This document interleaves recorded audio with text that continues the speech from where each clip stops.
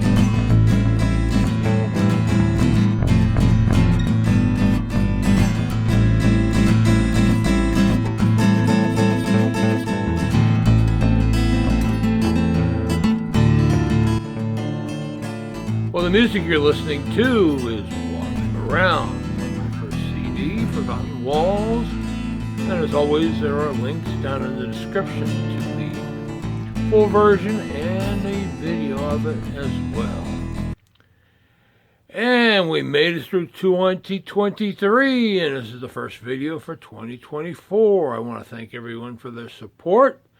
It's been a fun year, interesting ride, trying to figure out what folks like and what folks don't like. And of course, I'll probably never get that figured out. But you will have this. Anyway, today's video talks about some unusual wooden planes, along with some other collectible old tools that have come and gone through the shop here recently. So, as always, sit back and enjoy. Another plane that I recently restored and sold is this small panel raiser plane. Well, did some restoration on it. It's going to need a little more work, but the body is either mahogany or possibly walnut. See the grain down there. Can't say for sure. There's a check line there. But I don't know if this was pieced together. Well, it might have been pieced together. You see that a lot. But get the wedge out. Get the iron out. Give you a better shot here. Now, of course, this got this big hunking chip off the heel there. It's missing the fence, which would be screwed into those holes there.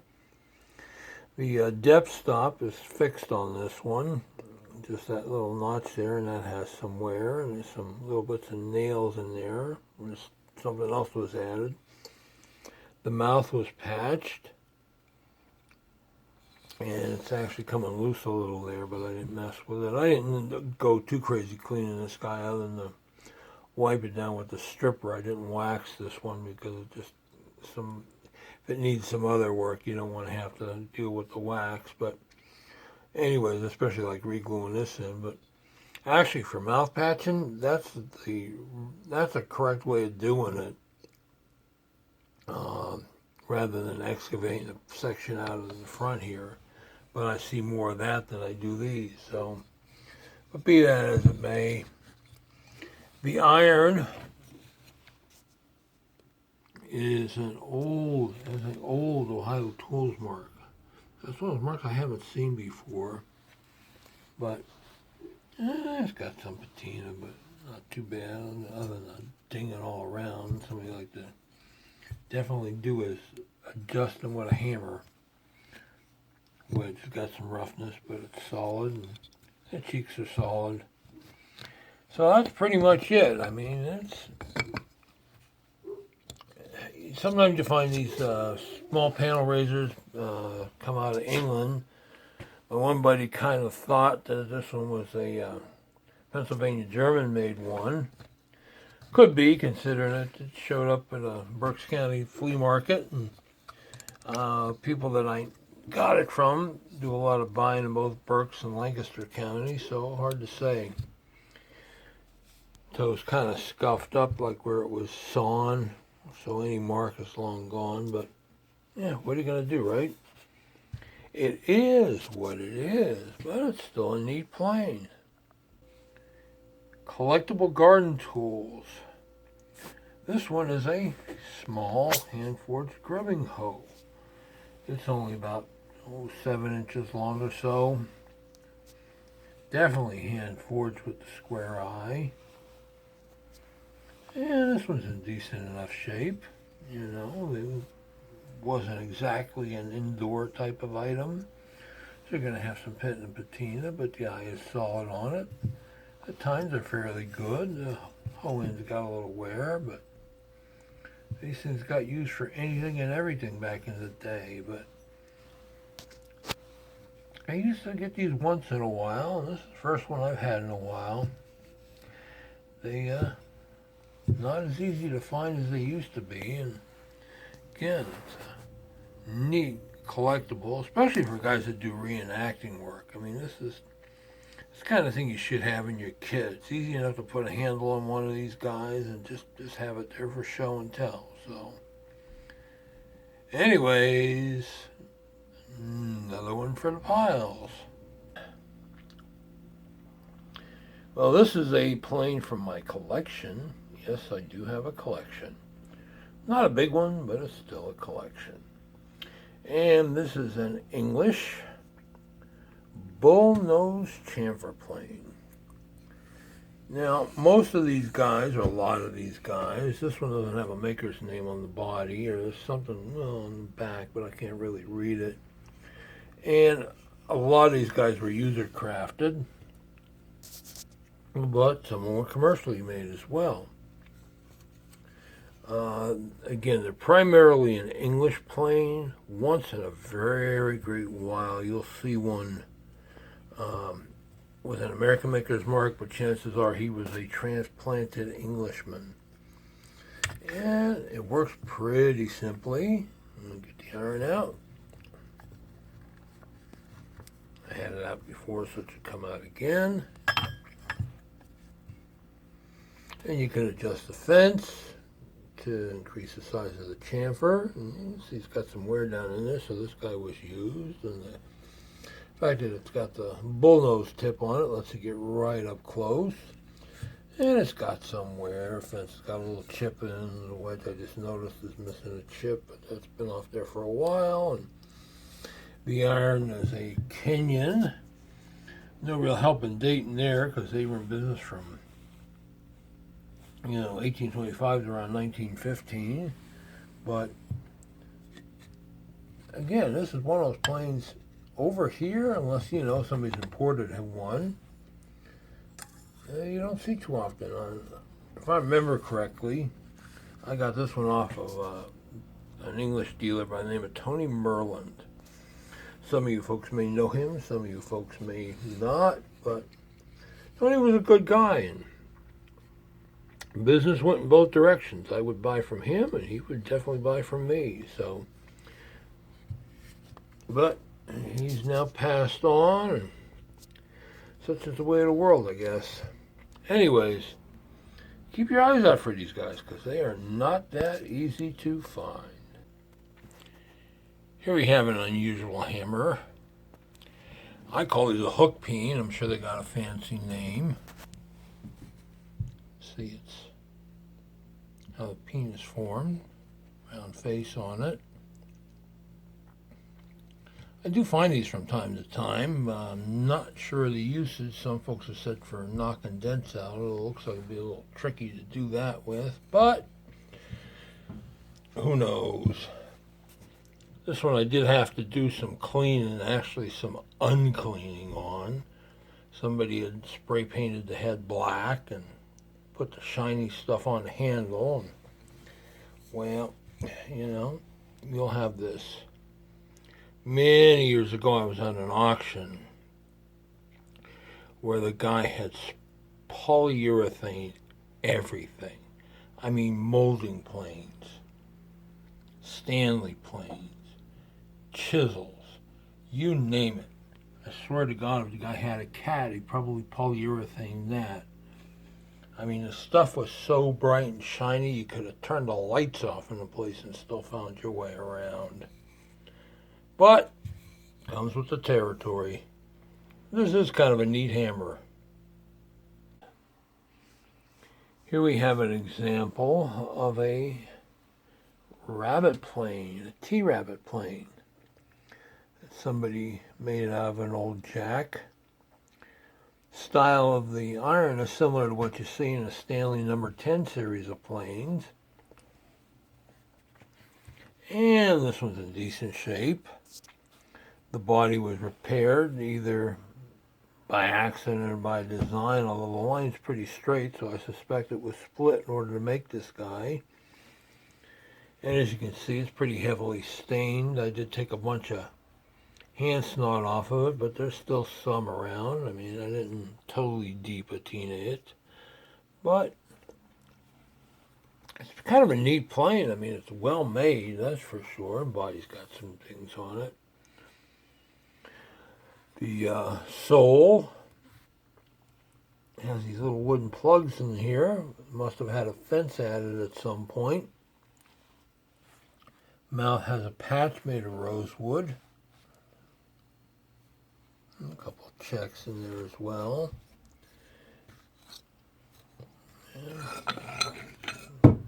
Yeah, this one's easy to get the iron out of. You can see,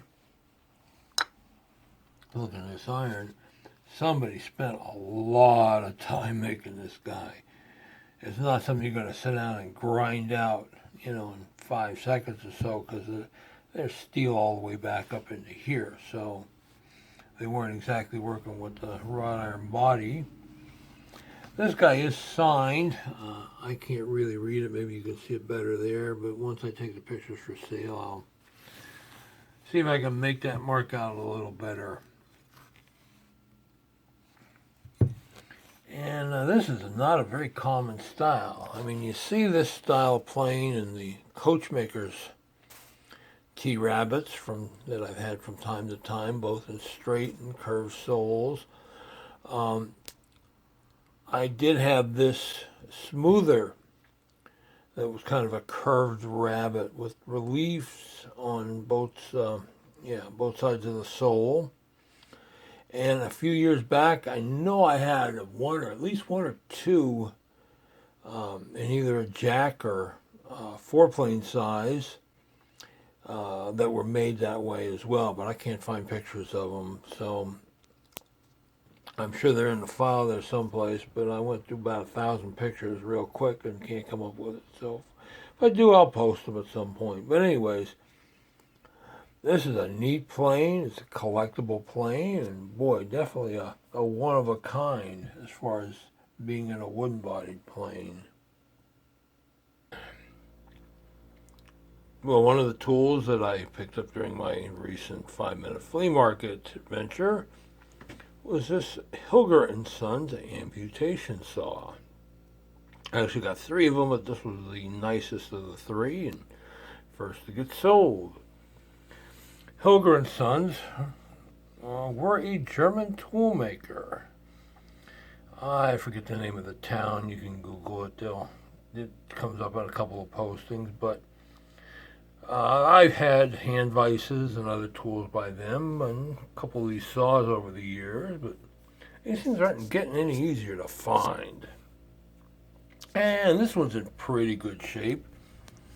The other guy did do some cleaning up here on the front end. I just prettied up the handle a bit.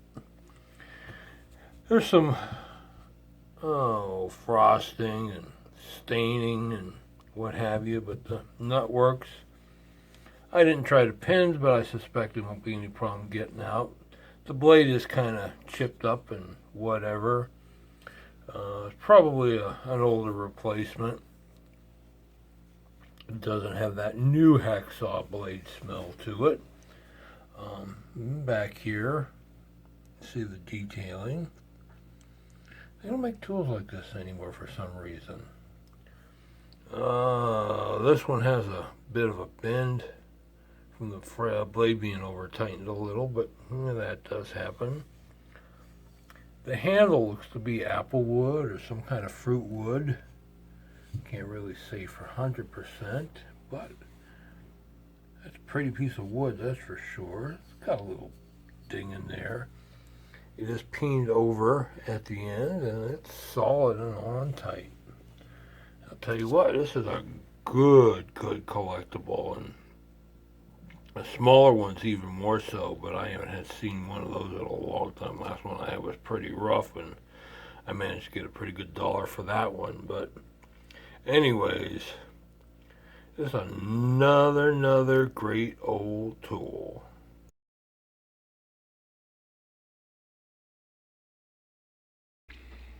Well, the first flea market of 2024 is in the bag, and it wasn't much for pickings, but at least it's better than no pickings. So, quick look, we gotta say Stanley Rule and Level, number 30. Level, adjustable. All vials are good. It's got a little stain in some spots of paint, but it's still got a lot of the original finish. Diston, don't have a model number on this one, but it's got the 1912 patent date on it, and I got a little gunk up there. I think this one's going to clean up pretty nice. I normally don't mess with levels since they are pretty amount of work involved cleaning them. Folks don't want to spend the money for them, but I guess we'll find out. Got a neat little Oxwald tape. The roll looks good. Case has got some funky on it. Yes, you're run-of-the-mill, probably 2 pound or so. Blacksmith cross-peen hammer. Needs some cleaning. Handle's not too bad, although the head does wiggle. Under that grud is probably a Starrett depth gauge. Forget the model number. A blacksmith flush cut, hot cut head, chisel head. Those don't show up too often. That'll need a little cleaning to bring it back to life. Another project is a mallet of wood. Again, it's got some character, but maybe we'll make it look pretty. This is a BMC number 11. Forstner bit for a brace. Not too bad a shape. And probably the nicest item of the day, maybe not the most expensive, but the nicest. This is Bagshot Field Skilly Up or Tapered Reamer. Bagshot Field being a Philadelphia maker. And again, this one will pretty up without too much in the way of cussing. So, not a great pile to start the year off, but it's better than no pile to start the year off. Well, that's all for this one, folks. As always, if you like what you're seeing, please hit that subscribe button to be notified when new videos are posted. Thanks for watching, and bye.